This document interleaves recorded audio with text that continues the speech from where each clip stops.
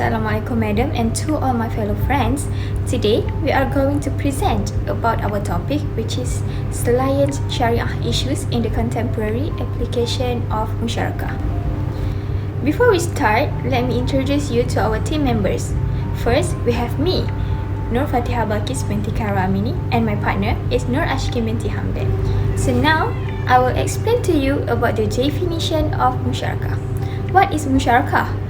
Musyarakah is a term frequently referred to one of the Islamic contracts in the context of Islamic modes of financing. Next, musyarakah is normally restricted to syirkah al-amwal, where two or more parties invest some of their capital in a commercial joint venture. The ratio of the profit for each of the cooperating parties must be determined in proportion to the actual profit accrued to the business. In terms of profit distribution, the proportion of profit between the parties must be agreed upon at the time when the contract has been considered ineffective. If the proportion has not been determined upfront, the contract is not valid in Sharia. There is some issues about this musyarakah contract. So, we will explain about the issue as well as the solution of the issue. Our first main issue is contract implementation, which is a collaboration between the bank and the customer to mix their funds or capital in a particular business with the distribution of profits based on the agreed profit sharing ratio. This financing is intended for individual and business entities with self-financing at least 30% of the total capital. Musyarakah is also listed as an investment product. In this structure, the customer acts as an investor to invest the fund in economic activity. The bank will earn fees as a manager and earn a return on its own equity. Why contract implementation becomes an issue? It is because the difficulties in monitoring and evaluating performance. It can be difficult to monitor and evaluate the performance of a musyarakah venture, especially if the venture is complex or long-term. This can make it difficult to assess the contributions of each party to the contract and to determine how profits and losses should be shared. Second, there is a potential for opportunism and moral hazard in musyarakah contracts. For example, one party to the contract may try to shirk their responsibilities or take advantage of the other party. This can lead to disputes and damage the relationship between the parties. Due to some challenges on the musyarakah contract implementation, practitioners have improvised to musyarakah mutanakisah as a more practitioner version of partnership. Musyarakah mutanakisah is based from the concept of musyarakah, which is defined technically as a form of partnership that combines either capital, labor, or creditworthiness in a business or project where both parties will share rights, profits, and liabilities together. Musyarakah mutanakisah contract uses the concept of musyarakah, which is partnership, al-bay, which is sale, and ijarah, which is the meaning of lease. Initially, musyarakah mutanakisah is proposed to introduce the Islamic bank market to the concept of equity financing.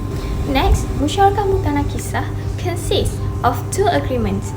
First, a client enters into an agreement with the Islamic bank under the concept of joint ownership, which is syirkat al-milik. Second, the Islamic bank leases its share in the property ownership to the client under ijarah contract by charging rent. Lastly, the benefits of musyarakah mutanakisah, which is flexible ownership transfer. The buyer gains ownership incrementally, reducing the upfront financial burden. Second is risk sharing. The sharing of profits and losses aligns the interests of both parties and encourages cooperation. The third benefit is transparency. The clear ownership structure and profit sharing arrangement promote transparency and accountability. So that's all from me. For the next main issue, I will pass to the next presenter. Thank you. Assalamualaikum and hello. I will continue to the next Sharia issue in Musyarakah, which is profit and loss distribution. Profit and loss distribution is another crucial aspect that may arise in commercial arrangement in Musyarakah.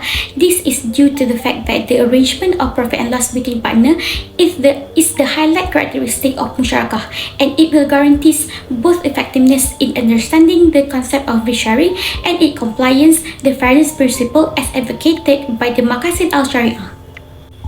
From Accounting and Auditing Organization of Islamic Financial Institution (AAOIFI) have stated that the profit is not necessarily proportionate to the capital contribution, except in the circumstances where a partner had expressed condition in the agreement that he will remain throughout the tenure of the venture.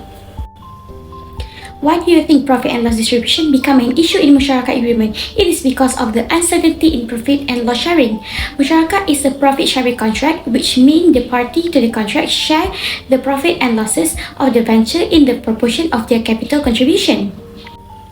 However, the exact sharing method of profit and loss is not always clear. There may be an issue about how to allocate the profit and loss in the particular circumstances between the party involved in the contract. Disagreement about management decision also may conflict the parties in Musyarakah contract because of the idea about how the venture should be managed can lead to disagreement about decision making, which can ultimately block the success of the venture. Now, let's move on to the resolution of the issue in Musyarakah contract. There is a guideline regarding the PLS scheme released by national regulatory bodies such as BNM in 2015. BNM released the operational requirement on Musyarakah and Sharia standard respectively. The standards are intended to promote transparency and consistency of Sharia contract application, which would enhance the contract certainty and strengthen Sharia compliance by Islamic Bank in Malaysia. Additionally, there are two permitted methods of profit recognition specified in Musyarakah regulatory policy. The first one is Al-Fanvid Al-Hakiki realization, which is based on the venture's actual asset liquidation, and the second method is called Al-Fanvid Al-Hukmi, which involves the profit in line with an acceptable profit recognition method. It is important to point out here that the Musyarakah regulatory policy describes profit and loss distribution in a great detail. There is a clear requirement to not stipulate a predetermined fixed amount of profit to any partners, which may deny other partners profit share. As conclusion, Musyarakah offers a valuable tool in Islamic finance, promoting entrepreneurship, equity, and ethical business practice while adhering to the Islamic financial principle. In Musyarakah, profit and loss sharing is an ultimate principle of Islamic finance, which is believed to bring prosperity and unlock economic potential. Regulators must increase their role in developing a regulatory framework that support Islamic banking industry by issuing regulation and incentive that encourage the implementation of PLS scheme in the Islamic banking industry. This study suggests that all parties need to change their mind about Islamic banking operation, which not required to operate exactly as the conventional banking sector. Therefore, it is an obligation to the Islamic banking industry to raise awareness and educate their customer to not neglecting the Islamic principle. Okay, that's all from me and Balkis. Thank you for watching.